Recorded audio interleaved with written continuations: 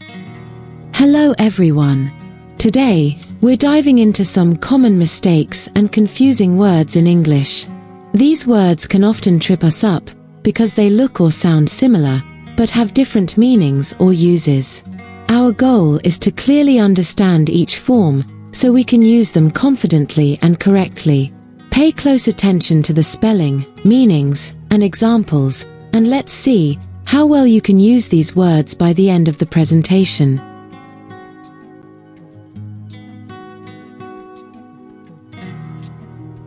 This presentation will help you understand and correctly use commonly confused words in English. Focus on each example and pay close attention to the explanations and examples provided. Let's begin.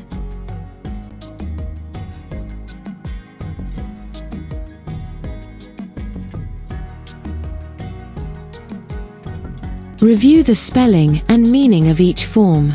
Focus on understanding how they differ in usage and pronunciation. Allusion, illusion.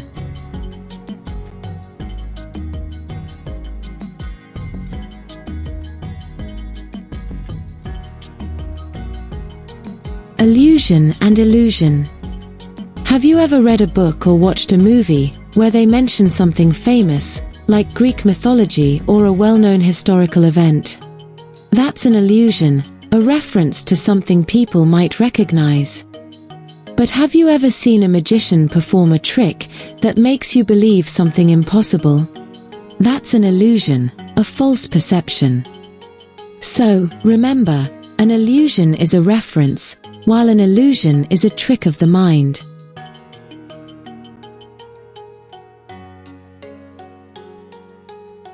Read each example sentence carefully, paying attention to the context. Notice how spelling and pronunciation match the intended meaning in each sentence. The novel contains several allusions to Shakespeare's plays.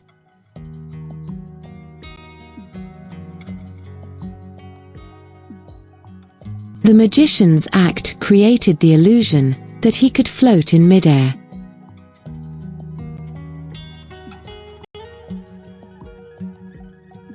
Read the text carefully, identifying where each meaning applies.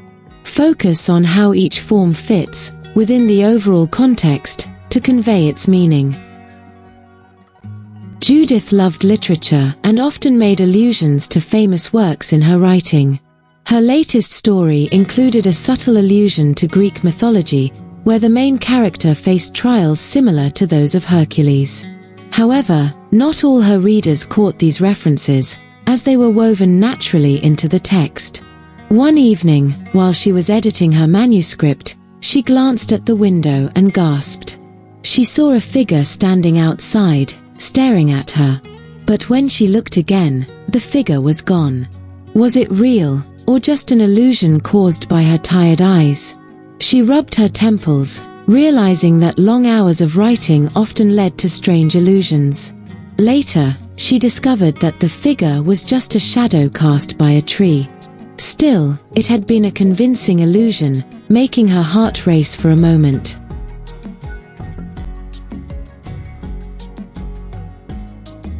Answer each true or false question based on the meanings and examples you reviewed.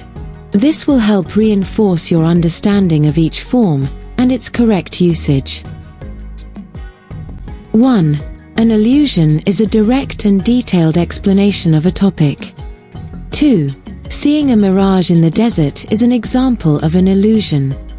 3. Optical illusions can trick the brain into seeing things that aren't real. 4. If a book refers to a famous historical event without directly mentioning it, it is using an allusion. 5. An illusion is always intentional and meant to trick people. 6. If someone misinterprets reality, they are experiencing an illusion.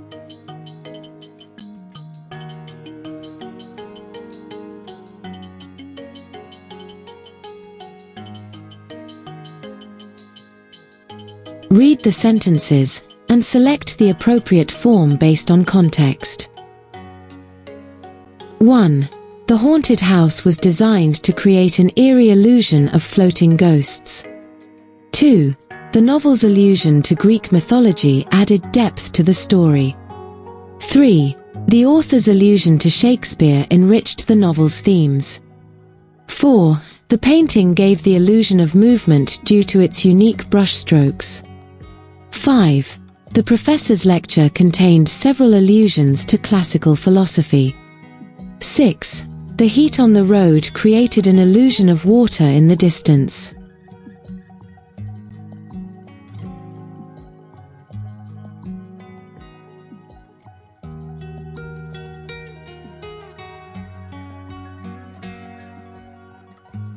Let's proceed.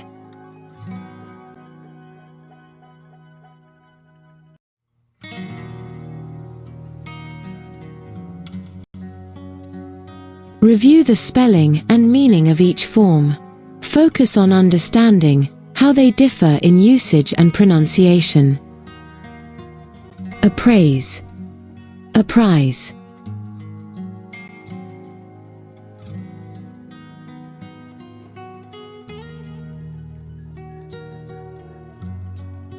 Appraise and apprise.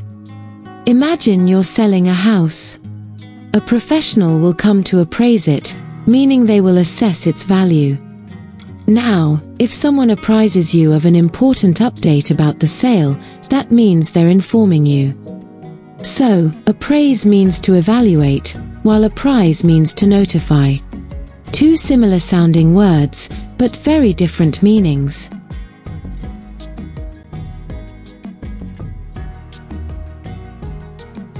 Read each example sentence carefully, paying attention to the context.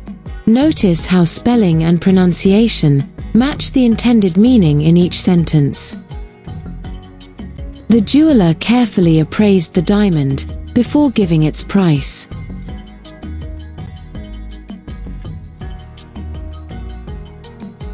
Please apprise me of any changes to the schedule.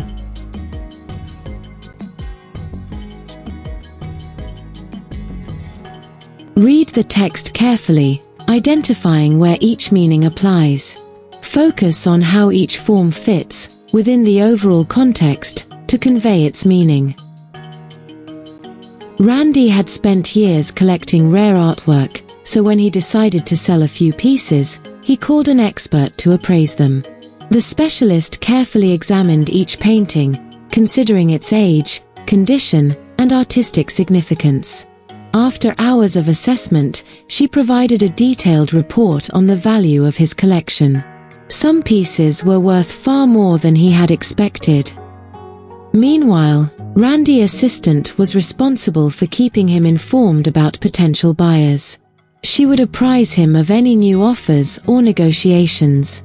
One morning, she called him excitedly to apprise him of a collector who was particularly interested in a 19th-century portrait.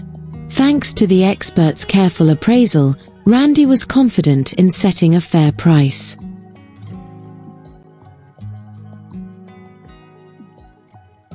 Answer each true or false question, based on the meanings and examples you reviewed. This will help reinforce your understanding of each form and its correct usage. 1. A jeweler must appraise a diamond before determining its price. 2. If a manager apprises their team of a schedule change, they are evaluating their work.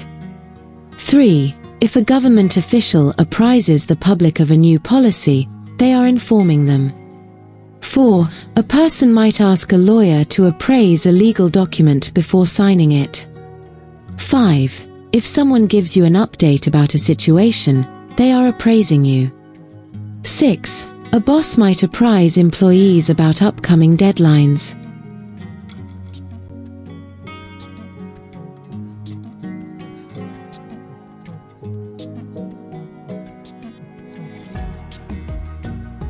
Read the sentences and select the appropriate form based on context.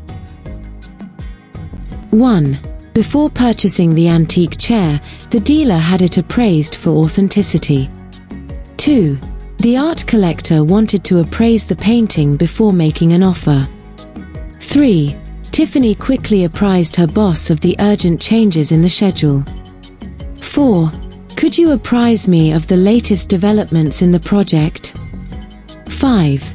The bank sent an agent to appraise the property before approving the loan. 6. Please apprise me of any new job openings at your company.